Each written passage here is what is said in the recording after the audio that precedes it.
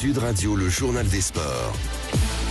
Rebonjour mon cher Jules Boscherini. Rebonjour Maxime Yeddo, rebonjour à tous. L'actualité sportive avec vous et forcément on vient de l'esquisser dans la revue de presse grâce à Thomas Ranou. Le rugby sur Sud Radio, la radio du rugby avec le dernier match de la tournée d'automne pour l'équipe de France ce soir. Grosse affiche face à l'Australie. Avec un objectif Maxime, la victoire pour terminer cette tournée sur une bonne note.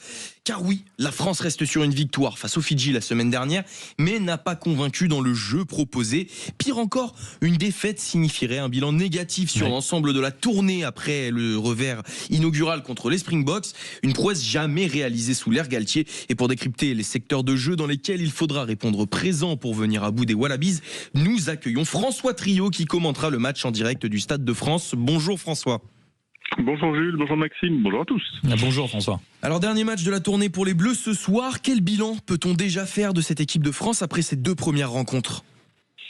Je ne sais pas si on peut légitimement tirer un bilan après deux matchs parce que cette tournée c'est un pack de 3. Donc il faut vraiment attendre ce soir pour tirer un bilan. Après c'est sûr qu'on attend beaucoup parce que entre le premier match où on a été battu notamment dans les 20 dernières minutes, surclassé par meilleur que nous, et puis ensuite le deuxième match où on avait commencé fort et ensuite ça a été plus chaotique. On attend une copie, on va dire, plus consistante, notamment sur toute la durée du match. Et oui, parce qu'on a le sentiment que ce 15 de France est un peu retombé dans ses vieux travers. Très bien commencé la rencontre, scorer rapidement puis lever le pied. Alors comment est-ce qu'on explique cela ? Est-ce qu'elle se relâche comme si elle n'arrivait pas ou plus à gérer les momentum ? Non, après c'est pas une science exacte, hein. Donc outre le côté ovale du ballon, il y a aussi l'état de forme des joueurs, les blessés, plein de facteurs qui expliquent le rendement de l'équipe. Donc je pense que là il y aura une envie de bien terminer au Stade de France ce soir malgré le froid, hein, parce qu'il va faire très froid ce soir à Saint-Denis, ressenti -2. Donc c'est mais tout ça, je pense que ça a motivé les joueurs.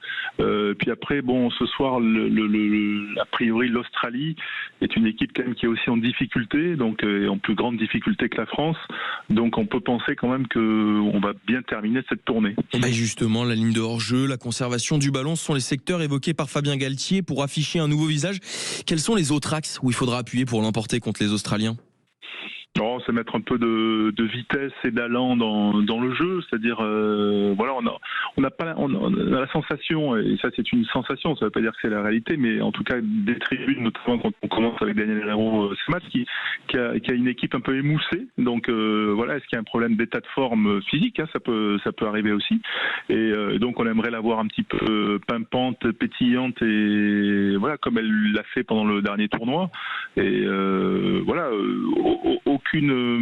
toutes les critiques émises, elles sont plutôt des critiques positives. C'est-à-dire qu'on a envie, et on attend beaucoup de cette équipe qui nous a fait quand même rêver ces dernières années, qui a, on va dire, largement surclassé les Australiens il y a 2 ans avant la Coupe du Monde au Stade de France, et il y a 3 ans en novembre, lors d'un match où on avait gagné d'1 point dans les derniers instants avec un essai notamment de Damien Penaud. Merci beaucoup François Trio. Réponse à 21h10 sur Sud Radio, la radio du rugby, France-Australie. Évidemment, vous avez le programme donc idéal pour la soirée rugby de ce soir. On change de ballon, mon cher Jules, avec du football et la Ligue 1 qui a elle aussi repris ses droits hier soir. Et oui, l'OM qui pulvérise l'OGC Nice 5-1 au terme d'un match plus que maîtrisé par les Phocéens. Et si Aubameyang éteint les ardeurs niçoises dès la 11e minute, c'est bien lui la star de l'équipe, Mason Greenwood, qui signe un nouveau doublé. L'attaquant anglais qui prend au passage la tête du classement des buteurs avec 10 réalisations depuis le début de la saison. Tout comme l'OM qui est leader provisoire du championnat. 3 matchs aujourd'hui et pas des moindres. Lens-Strasbourg à 17h, Rennes-Monaco à 19h avec le retour de Paul Pogba dans le groupe de l'ASM. Lui qui pourrait disputer ses premières minutes 26 mois après son dernier match, les blessures et sa suspension pour dopage. Et enfin à 21h05, le PSG accueille le Havre au Parc des Princes. Est-ce qu'on terminerait pas avec la Formule 1, mon cher Jules, l'occasion aussi de découvrir un talent qu'on a ici à Sud Radio. Bonjour ma chère Tania Robio. Bonjour Maxime. Merci d'être avec nous ce matin parce que mon cher Jules, c'est peut-être le grand prix de la dernière chance pour Max Verstappen, le quadruple champion du monde qui joue clairement sa survie dans la course au titre demain à Las Vegas. Et oui, 3 grands prix à disputer, 49 points de retard sur Lando Norris, l'actuel leader du championnat. Verstappen peut tout perdre ce week-end, d'autant plus depuis que son concurrent direct s'est emparé de la pole position un peu plus tôt ce matin. Ça s'annonce donc chaud bouillant dans le Nevada. Mais alors Tania Robieux, que doit faire Max Verstappen pour conserver ses chances de sacre mondial? Eh bien déjà, le calcul est simple. S'il ressort avec 58 points de retard ou plus, eh bien c'est terminé pour lui. Ensuite, il y a 3 scénarios qui peuvent mettre fin à ses rêves. Si Norris gagne et que le quadruple champion du monde en titre ne fait pas mieux que 3e, là c'est fini pour lui. Même chose, si Norris finit 2e et que Verstappen termine au-delà de la 6e place. Et enfin, celui-là est un peu plus improbable, si Norris finit 5e et que le Néerlandais marque 1 point ou moins. Bref, s'il se rate, le championnat s'arrête ici pour lui, mais il peut toutefois compter sur un petit avantage.